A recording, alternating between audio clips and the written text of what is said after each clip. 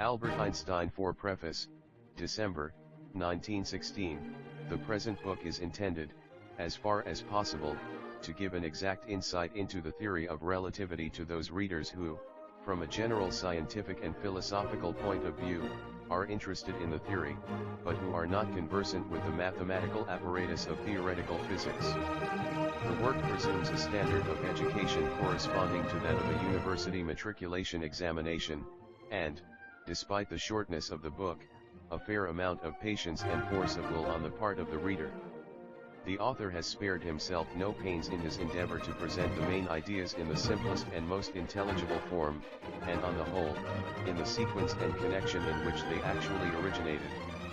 In the interest of clearness, it appeared to me inevitable that I should repeat myself frequently, without paying the slightest attention to the elegance of the presentation.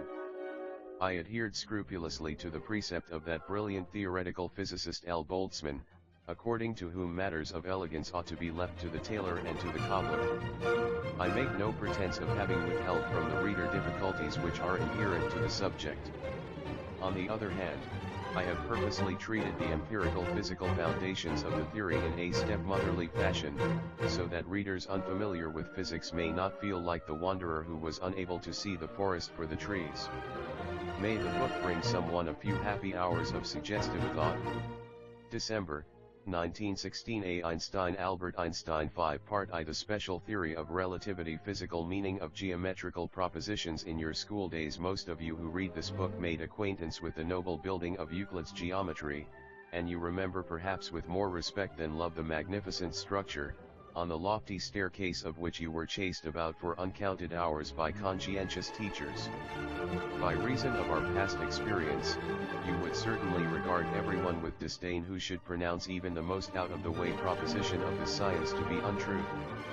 But perhaps this feeling of proud certainty would leave you immediately if someone were to ask you, what, then, do you mean by the assertion that these propositions are true? Let us proceed to give this question a little consideration. Geometry sets out from certain conceptions such as plane, point, and straight line, with which we are able to associate more or less definite ideas, and from certain simple propositions, axioms, which, in virtue of these ideas, we are inclined to accept as true. Then, on the basis of a logical process, the justification of which we feel ourselves compelled to admit, all remaining propositions are shown to follow from those axioms, i.e. they are proven. A proposition is then correct, true, when it has been derived in the recognized manner from the axioms. The question of truth of the individual geometrical propositions is thus reduced to one of the truth of the axioms. Now it has long been known that the last question is not only unanswerable by the methods of geometry, but that it is in itself entirely without meaning. We cannot ask whether it is true that only one part I, the special theory of relativity straight line goes through 2 points. We can only say that Euclidean geometry deals with things called straight lines, to each of which is ascribed the property of being uniquely determined by 2 points situated on it. The concept true does not tally with the assertions of pure geometry, because by the word true we are eventually in the habit of designating always the correspondence with a real object. Geometry, however, is not concerned with the relation of the ideas involved in it to objects of experience, but only with the logical connection of these ideas among themselves. It is not difficult to understand why, in spite of this, we feel constrained to call the propositions of geometry true. Geometrical ideas correspond to more or less exact objects in nature, and these last are undoubtedly the exclusive cause of the genesis of those ideas. Geometry ought to refrain from such a course, in order to give to its structure the largest possible logical unity. The practice, for example, of seeing in a distance 2 marked positions on a practically rigid body is something which is lodged deeply in our habit of thought.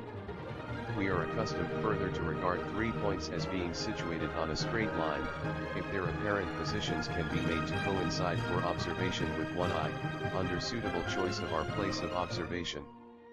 If, in pursuance of our habit of thought, we now supplement the propositions of Euclidean geometry by the single proposition that 2 points on a practically rigid body always correspond to the same distance, line interval, independently of any changes in position to which we may subject the body.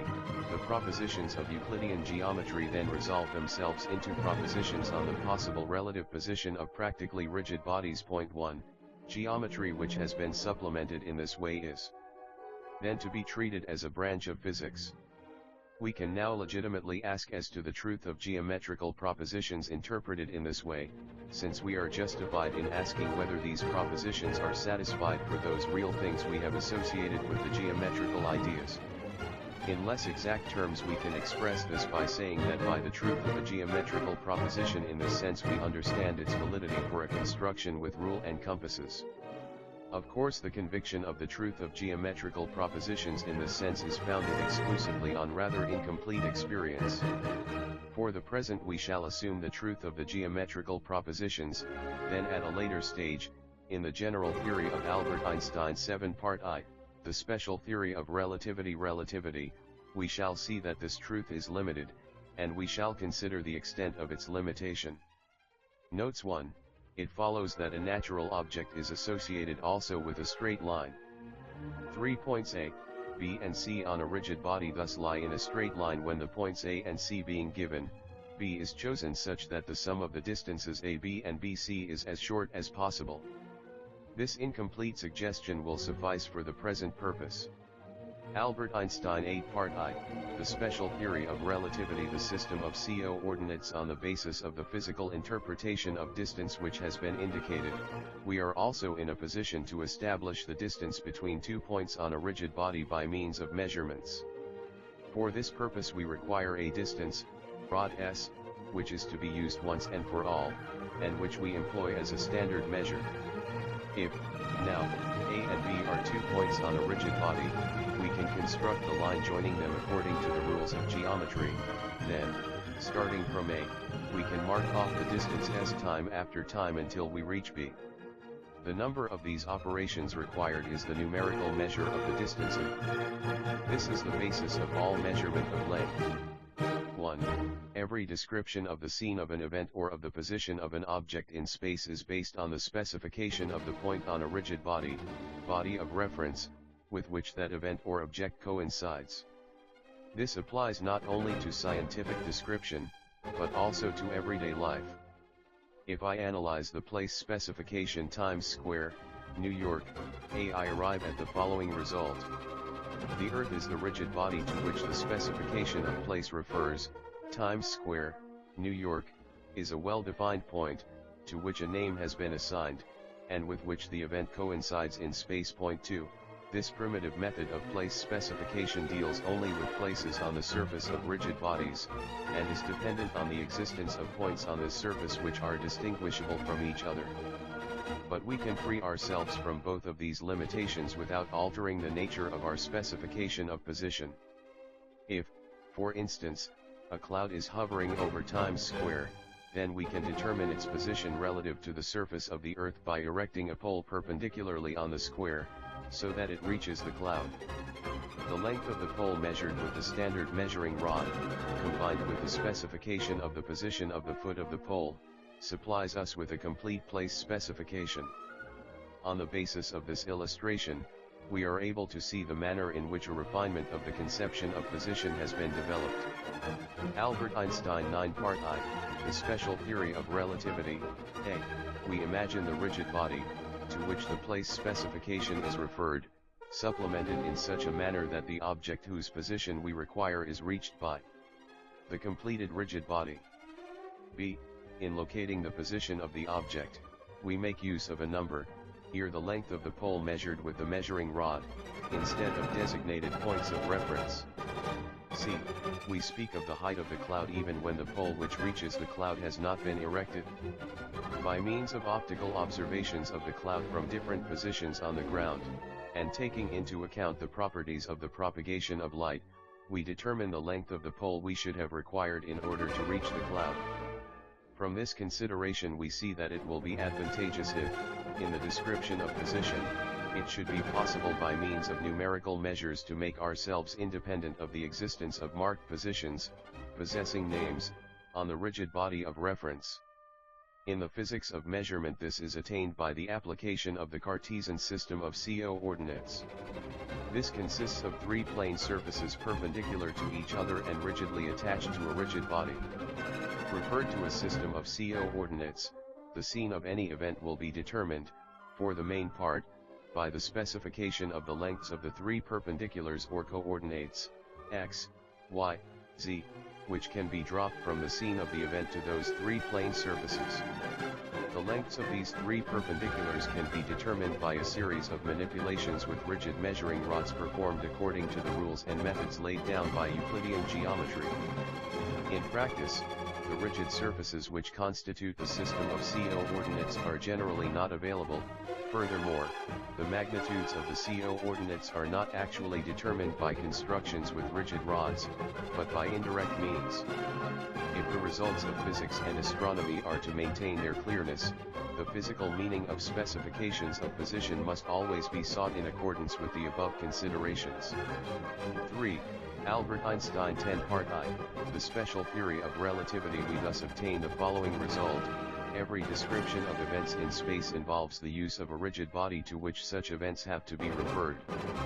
The resulting relationship takes for granted that the laws of Euclidean geometry hold for distances, the distance being represented physically by means of the convention of two marks on a rigid body. Notes 1. Here we have assumed that there is nothing left over, i.e. that the measurement gives a whole number. This difficulty is got over by the use of divided measuring rods, the introduction of which does not demand any fundamentally new method. Einstein used Potsdamer Platz, Berlin in the original text. In the authorized translation this was supplemented with Trafalgar Square, London. We have changed this to Times Square, New York, as this is the most well-known / identifiable location to English speakers in the present day. Note by the janitor. 2. It is not necessary here to investigate further the significance of the expression coincidence in space. This conception is sufficiently obvious to ensure that differences of opinion are scarcely likely to arise as to its applicability in practice. 3.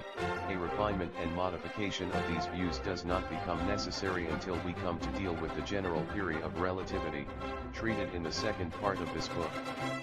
Albert Einstein 11 Part I, the special theory of relativity. Space and time in classical mechanics. The purpose of mechanics is to describe how bodies change their position in space with time. I should load my conscience with grave sins against the sacred spirit of lucidity were I to formulate the aims of mechanics in this way, without serious reflection and detailed explanations. Let us proceed to disclose these sins. It is not clear what is to be understood here by position and space. I stand at the window of a railway carriage which is traveling uniformly, and drop a stone on the embankment, without throwing it. Then, disregarding the influence of the air resistance, I see the stone descend in a straight line. A pedestrian who observes the misdeed from the footpath notices that the stone falls to earth in a parabolic curve.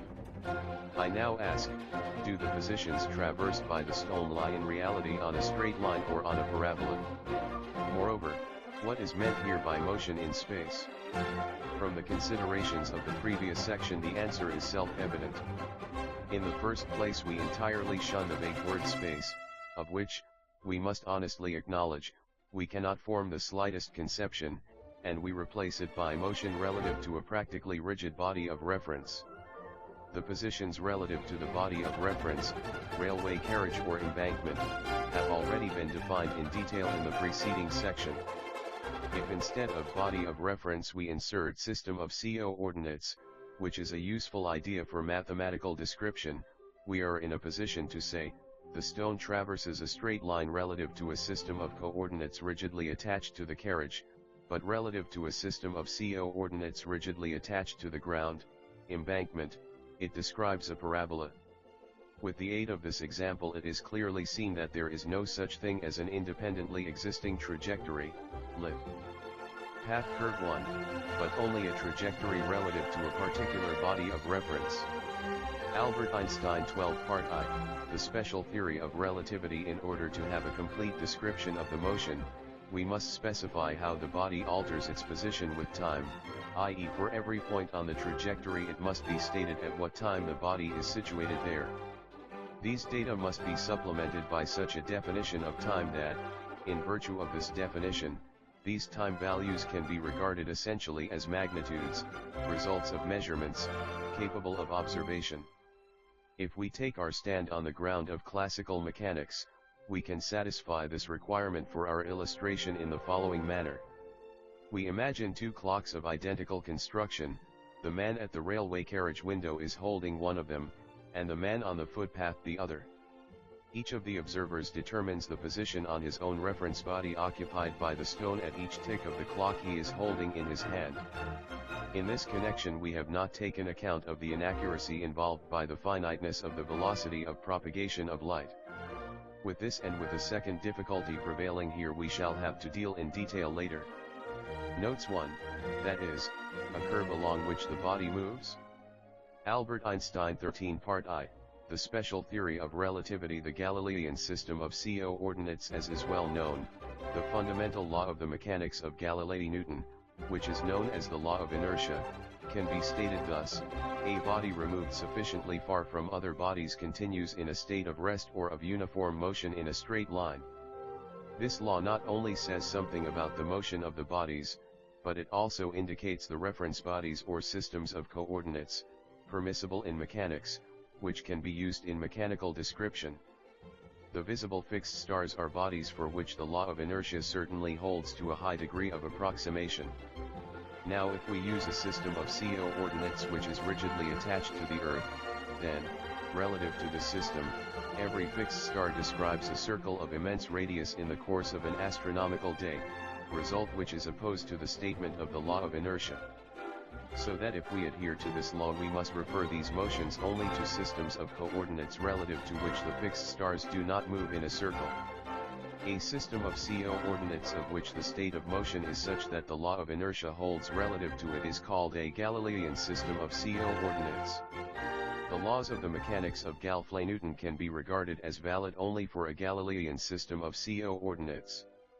Albert Einstein 14 Part I, The Special Theory of Relativity. The principle of relativity, in the restricted sense, in order to attain the greatest possible clearness, let us return to our example of the railway carriage supposed to be traveling uniformly. We call its motion a uniform translation, uniform because it is of constant velocity and direction, translation because although the carriage changes its position relative to the embankment yet it does not rotate in so doing. Let us imagine a raven flying through the air in such a manner that its motion, as observed from the embankment, is uniform and in a straight line.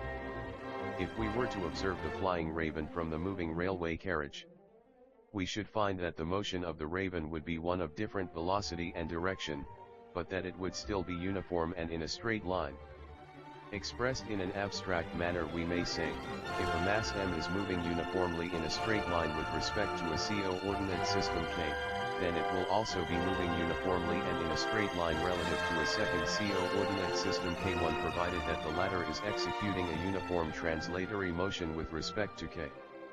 In accordance with the discussion contained in the preceding section, it follows that, if k is a Galilean coordinate system, then every other coordinate system k is a Galilean one, when, in relation to k, it is in a condition of uniform motion of translation. Relative to k1 the mechanical laws of Galilei Newton hold good exactly as they do with respect to k.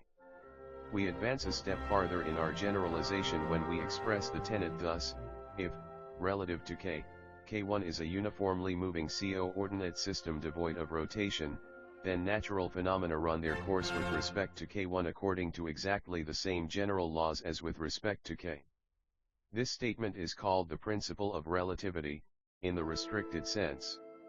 Albert Einstein 15 Part I, The Special Theory of Relativity. As long as one was convinced that all natural phenomena were capable of representation with the help of classical mechanics, there was no need to doubt the validity of this principle of relativity. But in view of the more recent development of electrodynamics and optics it became more and more evident that classical mechanics affords an insufficient foundation for the physical description of all natural phenomena. At this juncture the question of the validity of the principle of relativity became ripe for discussion, and it did not appear impossible that the answer to this question might be in the negative. Nevertheless, there are two general facts which at the outset speak very much in favor of the validity of the principle of relativity.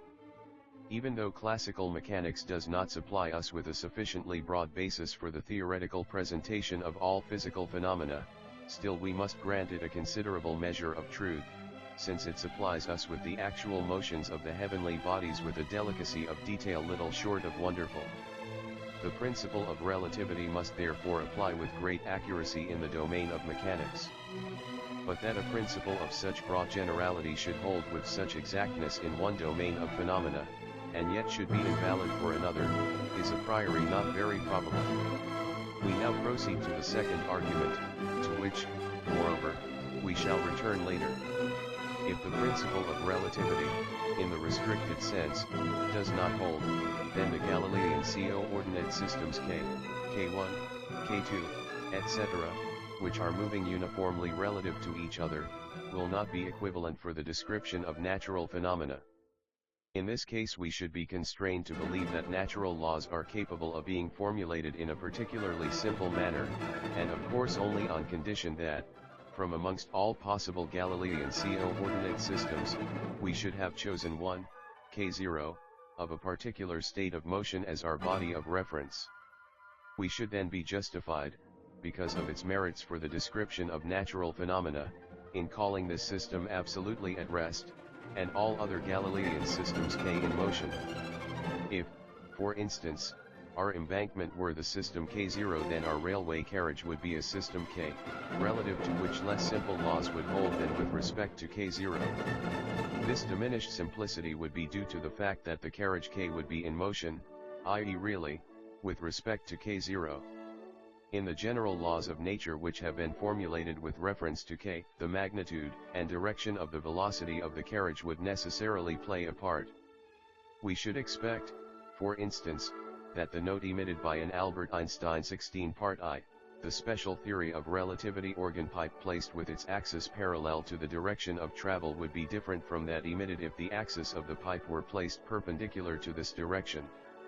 Now in virtue of its motion in an orbit round the Sun, our Earth is comparable with a railway carriage traveling with a velocity of about 30 km per second. If the principle of relativity were not valid, we should therefore expect that the direction of motion of the Earth at any moment would enter into the laws of nature, and also that physical systems in their behavior would be dependent on the orientation in space with respect to the Earth. For owing to the alteration in direction of the velocity of revolution of the Earth in the course of a year, the Earth cannot be at rest relative to the hypothetical system k0 throughout the whole year. However, the most careful observations have never revealed such anisotropic properties in terrestrial physical space, i.e. a physical non-equivalence of different directions. This is very powerful argument in favor of the principle of relativity. Albert Einstein 17 part I, the special theory of relativity, the theorem of the addition of velocities employed in classical mechanics. Let us suppose our old friend the railway carriage to be traveling along the rails with a constant velocity v, and that a man traverses the length of the carriage in the direction of travel with a velocity w. How quickly, or, in other words, with what velocity w does the man advance relative to the embankment during the process? The only possible answer seems to result from the following consideration: if the man were to stand still for a second, he would advance relative to the embankment through a distance v equal numerically to the velocity of the carriage. As a consequence of his walking, however, he traverses an additional distance w relative to the carriage, and hence also relative to the embankment, in this second, the distance w being numerically equal to the velocity with which he is walking. Thus in total b covers the distance w equals v plus w relative to the embankment in the second considered.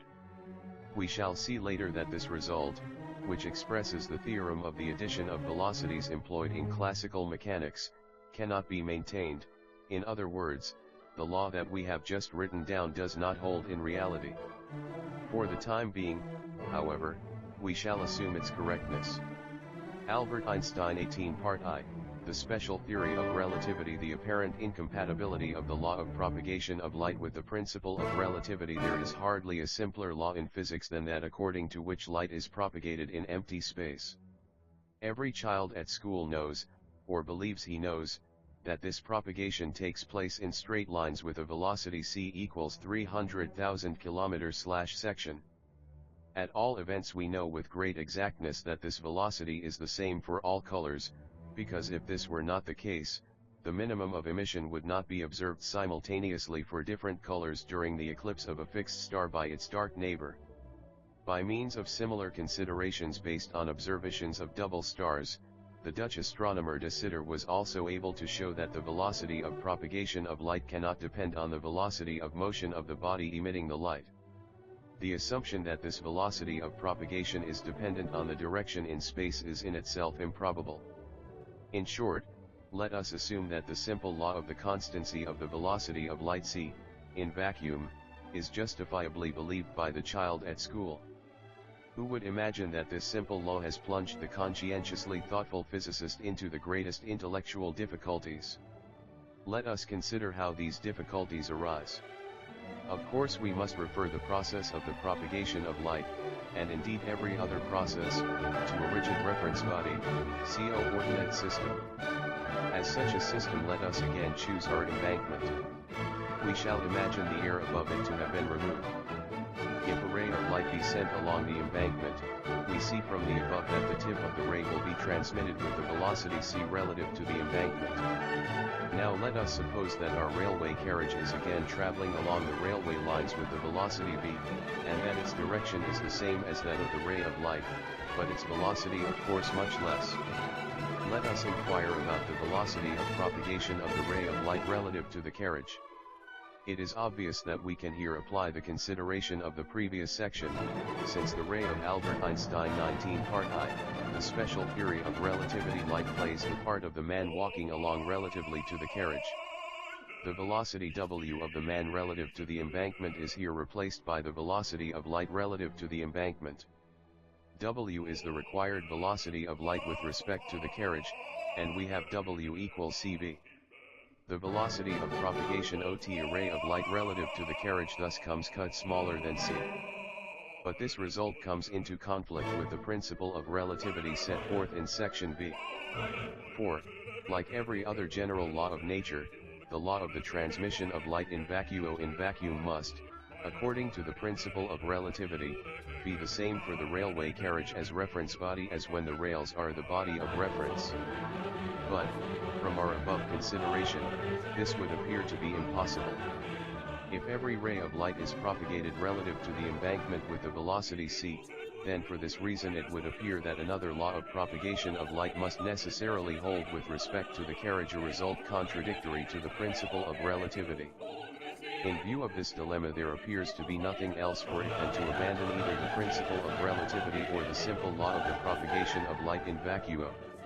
Those of you who have carefully followed the preceding discussion are almost sure to expect that we should retain the principle of relativity, which appeals so convincingly to the intellect because it is so natural and simple. The law of the propagation of light in vacuo would then have to be replaced by a more complicated law conformable to the principle of relativity. The development of theoretical physics shows, however, that we cannot pursue this course.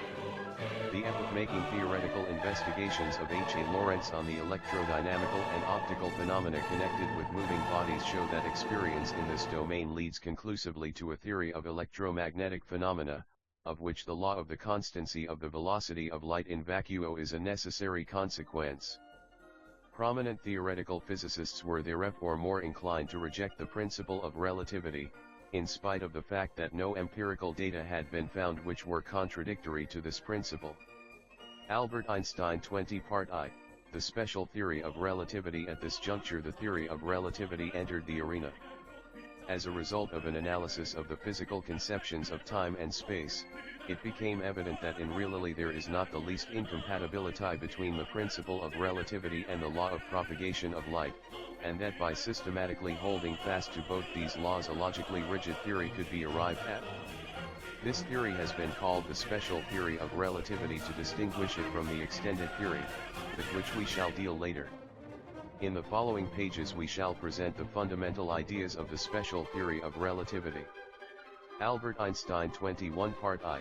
The special theory of relativity on the idea of time in physics. Lightning has struck the rails on our railway embankment at two places A and B far distant from each other. I make the additional assertion that these two lightning flashes occurred simultaneously. If I ask you whether there is sense in this statement, you will answer my question with a decided yes. But if I now approach you with the request to explain to me the sense of the statement more precisely, you find after some consideration that the answer to this question is not so easy as it appears at first sight. After some time perhaps the following answer would occur to you: the significance of the statement is clear in itself and needs no further explanation. Of course it would require some consideration if I were to be commissioned to determine by observations whether in the actual case the two events took place simultaneously or not. I cannot be satisfied with this answer for the following reason. Supposing that as a result of ingenious considerations an able meteorologist were to discover that the lightning must always strike the places A and B simultaneously, then we should be faced with the task of testing whether or not this theoretical result is in accordance with the reality. We encounter the same difficulty with all physical statements in which the conception simultaneous plays a part. The concept does not exist for the physicist until he has the possibility of discovering whether or not it is fulfilled in an actual case. We thus require a definition of simultaneity such that this definition supplies us with the method by means of which, in the present case, he can decide by experiment whether or not both the lightning strokes occurred simultaneously. As long as this requirement is not satisfied, I allow myself to be deceived as a physicist, and of course the same applies if I am not a physicist, when I imagine that I am able to attach a meaning to the statement of simultaneity.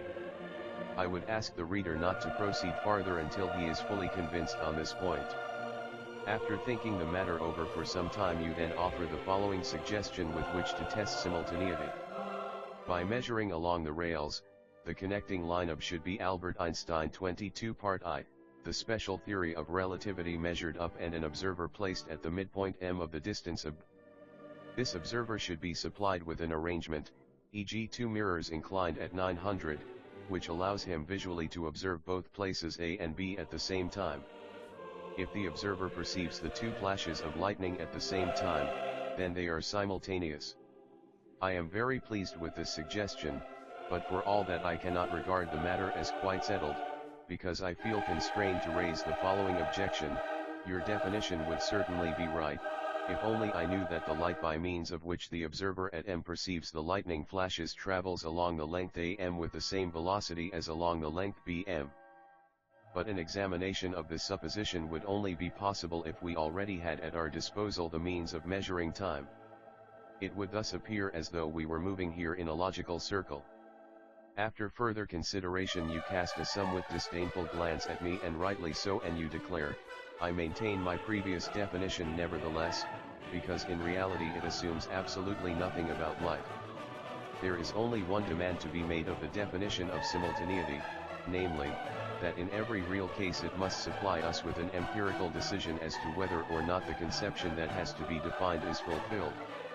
That my definition satisfies this demand is indisputable. That light requires the same time to traverse the path AM as for the path BM is in reality neither a supposition nor a hypothesis about the physical nature of light, but a stipulation which I can make of my own free will in order to arrive at a definition of simultaneity.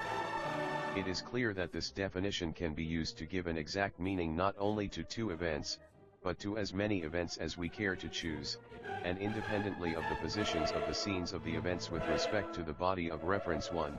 Here the railway embankment. We are thus led also to a definition of time in physics. For this purpose we suppose that clocks of identical construction are placed at the points A, B and C of the railway line, CO-ordinate system, and that they are set in such a manner that the positions of their pointers are simultaneously, in the above sense, the same. Under these conditions we understand by the time of an event the reading, position of the hands, of that one of these clocks which is in the immediate vicinity, in space, of the event.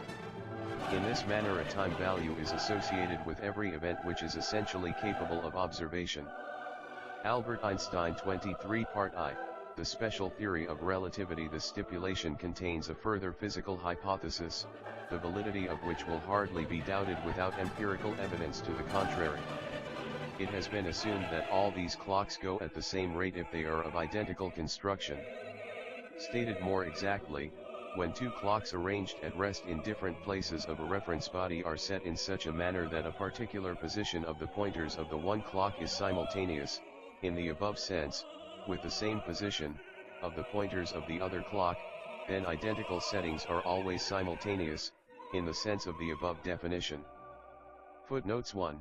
We suppose further, that, when three events A, B and C occur in different places in such a manner that A is simultaneous with B and B is simultaneous with C, simultaneous in the sense of the above definition, then the criterion for the simultaneity of the pair of events A, C is also satisfied. This assumption is a physical hypothesis about the of propagation of light. It must certainly be fulfilled if we are to maintain the law of the constancy of the velocity of light in vacuo. Albert Einstein 24 Part I, the special theory of relativity. The relativity of simultaneity. Up to now our considerations have been referred to a particular body of reference, which we have styled a railway embankment. We suppose a very long train traveling along the rails with a constant velocity v and in the direction indicated in Fig. 1. People traveling in this train will with advantage view the train as a rigid reference body, co-ordinate system. They regard all events in reference to the train. Then every event which takes place along the line also takes place at a particular point of the train. Also the definition of simultaneity can be given relative to the train in exactly the same way as with respect to the embankment.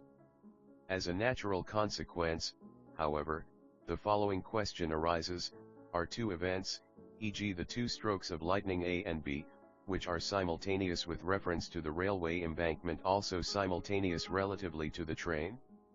We shall show directly that the answer must be in the negative. When we say that the lightning strokes A and B are simultaneous with respect to B embankment, we mean, the rays of light emitted at the places A and B, where the lightning occurs, meet each other at the midpoint M of the length AB of the embankment.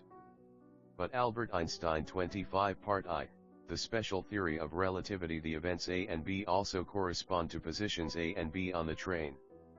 Let M1 be the midpoint of the distance AB on the traveling train. Just when the flashes, as judged from the embankment, of lightning occur, this point M1 naturally coincides with the point M, but it moves towards the right in the diagram with the velocity v of the train. If an observer sitting in the position M1 in the train did not possess this velocity, then he would remain permanently at M, and the light rays emitted by the flashes of lightning A and B would reach him simultaneously, i.e. they would meet just where he is situated. Now in reality, considered with reference to the railway embankment, he is hastening towards the beam of light coming from B, whilst he is riding on ahead of the beam of light coming from A. Hence the observer will see the beam of light emitted from B earlier than he will see that emitted from A. Observers who take the railway train as their reference body must therefore come to the conclusion that the lightning flash B took place earlier than the lightning flash A. We thus arrive at the important result: events which are simultaneous with reference to the embankment are not simultaneous with respect to the train, and vice versa, relativity of simultaneity. Every reference body, coordinate system, has its own particular time. Unless we are told the reference body to which the statement of time refers, there is no meaning in a statement of the time of an event. Now before the advent of the theory of relativity, it had always tacitly been assumed in physics that the statement of time had an absolute significance, i.e. that it is independent of the state of motion of the body of reference. But we have just seen that this assumption is incompatible with the most natural definition of simultaneity. If we discard this assumption, then the conflict between the law of the propagation of light in vacuo and the principle of relativity, developed in section 7, disappears. We were led to that conflict by the considerations of section 6, which are now no longer tenable. In that section we concluded that the man in the carriage, who traverses the distance w per second relative to the carriage, traverses the same distance also with respect to the embankment in each second of time. But, according to the foregoing considerations, the time required by a particular occurrence with respect to the carriage must not be Albert Einstein 26 Part I, the special theory of relativity considered equal to the duration of the same occurrence as judged from the embankment, as reference body. Hence it cannot be contended that the man in walking travels the distance w relative to the railway line in a time which is equal to 1 second as judged from the embankment. Moreover, the considerations of section 6 are based on yet a second assumption, which, in the light of a strict consideration, appears to be arbitrary, although it was always tacitly made even before the introduction of the theory of relativity. Albert Einstein 27 Part I, the special theory of relativity. On the relativity of the conception of distance, let us consider two particular points on the train: 1, traveling along the embankment with the velocity v, and inquire as to their distance apart. We already know that it is necessary to have a body of reference for the measurement of a distance, with respect to which body the distance can be measured up. It is the simplest plan to use the train itself as reference body, coordinate system. An observer in the train measures the interval by marking off his measuring rod in a straight line, e.g. along the floor of the carriage, as many times as is necessary to take him from the one marked point to the other. Then the number which tells us how often the rod has to be laid down is the required distance. It is a different matter when the distance has to be judged from the railway line. Here the following method suggests itself. If we call A1 and B1 the 2 points on the train whose distance apart is required, then both of these points are moving with the velocity v along the embankment. In the first place we require to determine the points A and B of the embankment which are just being passed by the 2 points A1 and B1 at a particular time t judged from the embankment. These points A and B of the embankment can be determined by applying the definition of time given in section A. The distance between these points A and B is then measured by repeated application of the measuring rod along the embankment. A priori it is by no means certain that this last measurement will supply us with the same result as the first. Thus the length of the train as measured from the embankment may be different from that obtained by measuring in the train itself. This circumstance leads us to a second objection which must be raised against the apparently obvious consideration of section 6. Namely, if the man in the carriage covers the distance w in a unit of time measured from the train, then this distance as measured from the embankment is not necessarily also equal to w. Albert Einstein 28 Part I, the special theory of relativity. Footnotes 1, e.g. the middle of the first and of the 100th carriage. Albert Einstein 29 Part I, the special theory of relativity. The Lorentz transformation. The results of the last three sections show that the apparent incompatibility of the law of propagation of light with the principle of relativity, section 7, has been derived by means of a consideration which borrowed two unjustifiable hypotheses from classical mechanics. These are as follows: 1. The time interval, time, between two events is independent of the condition of motion of the body of reference. 2. The space interval, distance, between 2 points of a rigid body is independent of the condition of motion of the body of reference. If we drop these hypotheses, then the dilemma of section 7 disappears, because the theorem of the addition of velocities derived in section 6 becomes invalid. The possibility presents itself that the law of the propagation of light in vacuo may be compatible with the principle of relativity, and the question arises, how have we to modify the considerations of section 6 in order to remove the apparent disagreement between these two fundamental results of experience? This question leads to a general one. In the discussion of section 6 we have to do with places and times relative both to the train and to the embankment.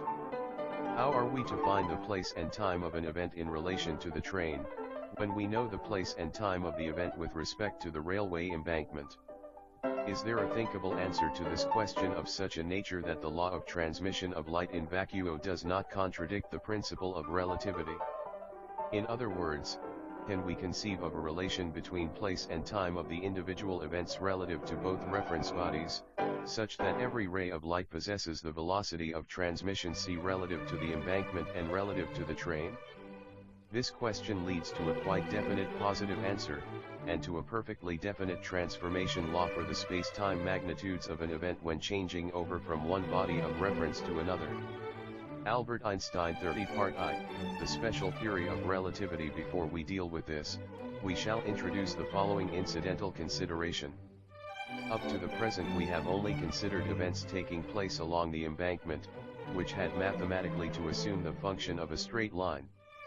In the manner indicated in section 2 we can imagine this reference body supplemented laterally and in a vertical direction by means of a framework of rods, so that an event which takes place anywhere can be localized with reference to this framework. Similarly, we can imagine the train traveling with the velocity v to be continued across the whole of space, so that every event, no matter how far off it may be, could also be localized with respect to the second framework. Without committing any fundamental error, we can disregard the fact that in reality these frameworks would continually interfere with each other, owing to the impenetrability of solid bodies. In every such framework we imagine three surfaces perpendicular to each other marked out, and designated as coordinate planes, co-ordinate system. A co-ordinate system K then corresponds to the embankment, and a co-ordinate system K to the train. An event, wherever it may have taken place, would be fixed in space with respect to K by the three perpendiculars x, y, z on the co-ordinate planes, and with regard to time by a time value t relative to k1. The same event would be fixed in respect of space and time by corresponding values x1, y1, z1, t1, which of course are not identical with x, y, z, t. It has already been set forth in detail how these magnitudes are to be regarded as results of physical measurements. Obviously our problem can be exactly formulated in the following manner. What are the values x1, y1, z1, t1, of an event with respect to k1, when the magnitudes x, y, z, t, of the same event with respect to k are given? The relations must be so chosen that the law of the transmission of light in vacuo is satisfied for one and the same ray of light, and of course for every ray, with respect to k and k1. For the relative orientation in space of the coordinate systems indicated in the diagram, Fig. 2, this problem is solved by means of the equations, Albert Einstein 31 Part I, the special theory of relativity y1 equals yz1 equals z. The system of equations is known as the Lorentz transformation. 1. If in place of the law of transmission of light we had taken as our basis the tacit assumptions of the older mechanics as to the absolute character of times and lengths, then instead of the above we should have obtained the following equations: x1 equals x, bty1 equals yz1 equals zt1 equals t. The system of equations is often termed the Galilei transformation. The Galilei transformation can be obtained from the Lorentz transformation by substituting an infinitely large value for the velocity of light c in the latter transformation. Aided by the following illustration, we can readily see that, in accordance with the Lorentz transformation, the law of the transmission of light in vacuo is satisfied both for the reference body k and for the reference body k1. A light signal is sent along the positives axis, and this light stimulus advances in accordance with the equation x equals ct, i.e. with the velocity c. According to the equations of the Lorentz transformation, this simple relation between x and t involves a relation between x1 and t1. In point of fact, if we Albert Einstein 32 Part I, the special theory of relativity substitute for x the value ct in the first and fourth equations of the Lorentz transformation, we obtain, from which, by division, the expression x1 equals ct1 immediately follows. If referred to the system k1, the propagation of light takes place according to this equation. We thus see that the velocity of transmission relative to the reference body k1 is also equal to c. The same result is obtained for rays of light advancing in any other direction whatsoever. Of course this is not surprising, since the equations of the Lorentz transformation were derived conformably to this point of view. Footnotes 1.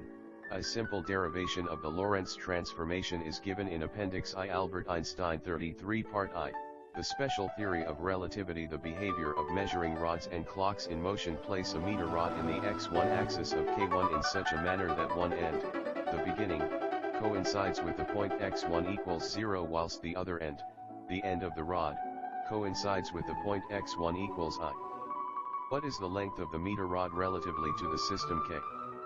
In order to learn this, we need only ask where the beginning of the rod and the end of the rod lie with respect to K at a particular time t of the system K.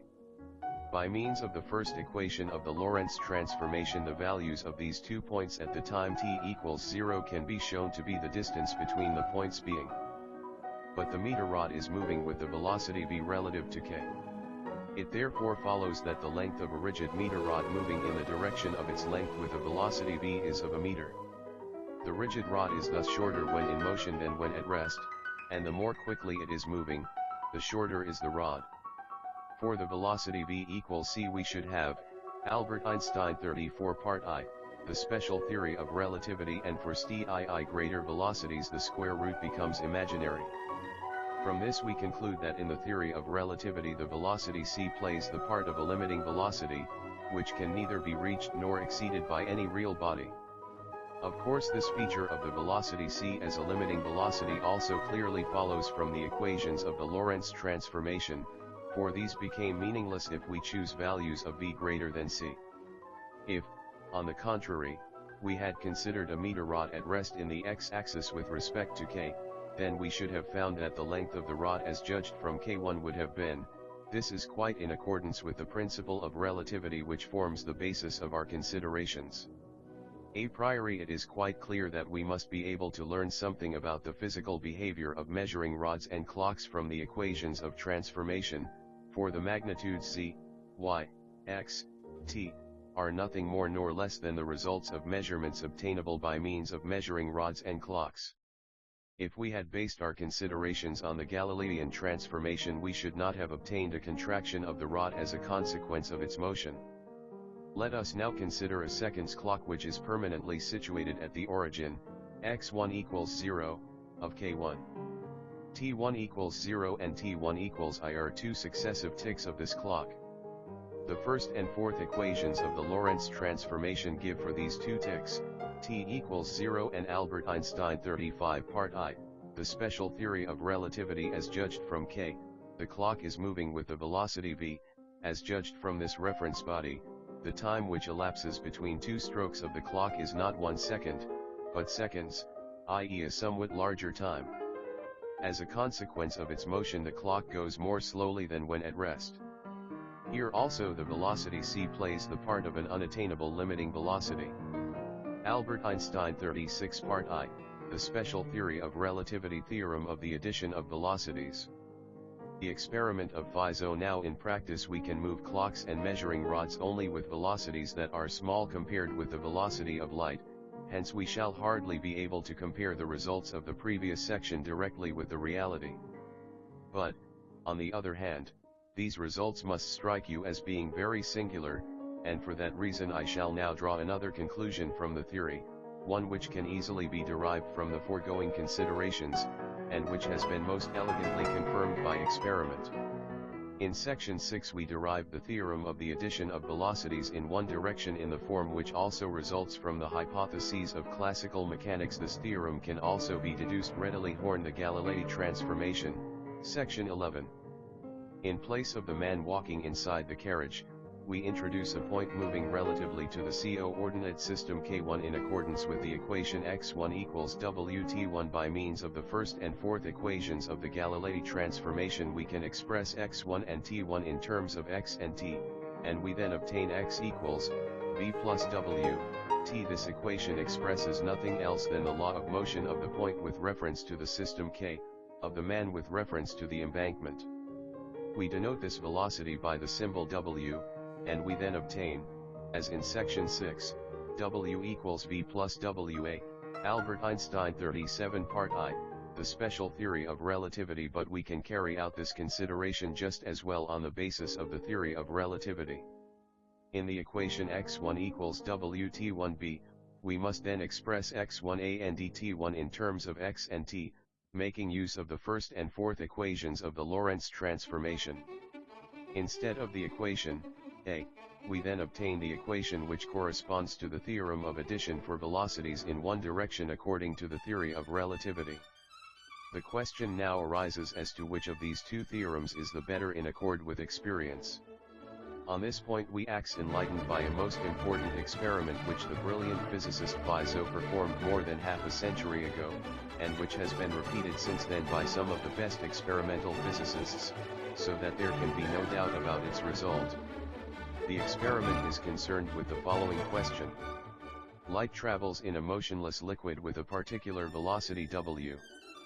How quickly does it travel in the direction of the arrow in the tube T? See the accompanying diagram, Fig. 3, when the liquid above mentioned is flowing through the tube with a velocity v.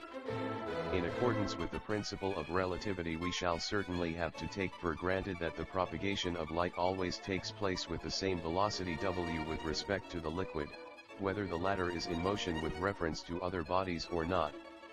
The velocity of light relative to the liquid and the velocity of the latter relative to the tube are thus known, and we require the velocity of light relative to the tube. It is clear that we have the problem of section 6 again before us. The tube plays the part of the railway embankment or of the coordinate system K, the liquid plays the part of the carriage or of the coordinate system K1, and finally, the light plays the part of the Albert Einstein 38 part I, the special theory of relativity man walking along the carriage, or of the moving point in the present section. If we denote the velocity of the light relative to the tube by w, then this is given by the equation, a, or, b, according as the Galilei transformation or the Lorentz transformation corresponds to the facts. Experiment 1, decides in favor of equation, b, derived from the theory of relativity, and the agreement is, indeed, very exact. According to recent and most excellent measurements by Zeeman, the influence of the velocity of flow v on the propagation of light is represented by formula, v, to within 1%. Nevertheless, we must now draw attention to the fact that a theory of this phenomenon was given by H. A. Lorentz long before the statement of the theory of relativity. This theory was of a purely electrodynamical nature, and was obtained by the use of particular hypotheses as to the electromagnetic structure of matter. This circumstance, however, does not in the least diminish the conclusiveness of the experiment as a crucial test in favor of the theory of relativity, or the electrodynamics of Maxwell-Lorentz, on which the original theory was based, in no way opposes the theory of relativity. Rather has the latter been developed from electrodynamics as an astoundingly simple combination and generalization of the hypotheses, formerly independent of each other, on which electrodynamics was built. 1. Fizeau found footnotes, where Albert Einstein 39 part I, the special theory of relativity is the index of refraction of the liquid. On the other hand, owing to the smallness of S compared with I, we can replace B, in the first place by order of approximation by, or to the same, which agrees with Fizeau's result. Albert Einstein 40 part I, the special theory of relativity. The heuristic value of the theory of relativity or train of thought in the foregoing pages can be epitomized in the following manner. Experience has led to the conviction that, on the one hand, the principle of relativity holds true, and that on the other hand the velocity of transmission of light in vacuo has to be considered equal to a constant c. By uniting these two postulates we obtain the law of transformation for the rectangular coordinates x, y, z, and the time t of the events which constitute the processes of nature. In this connection we did not obtain the Galilei transformation, but, differing from classical mechanics, the Lorentz transformation. The law of transmission of light, the acceptance of which is justified by our actual knowledge, played an important part in this process of thought. Once in possession of the Lorentz transformation, however, we can combine this with the principle of relativity, and sum up the theory thus: every general law of nature must be so constituted that it is transformed into a law of exactly the same form when, instead of the space-time variables x, y, z, t of the original coordinate system K, we introduce new space-time variables x1, y1, z1, t1 of a coordinate system K1.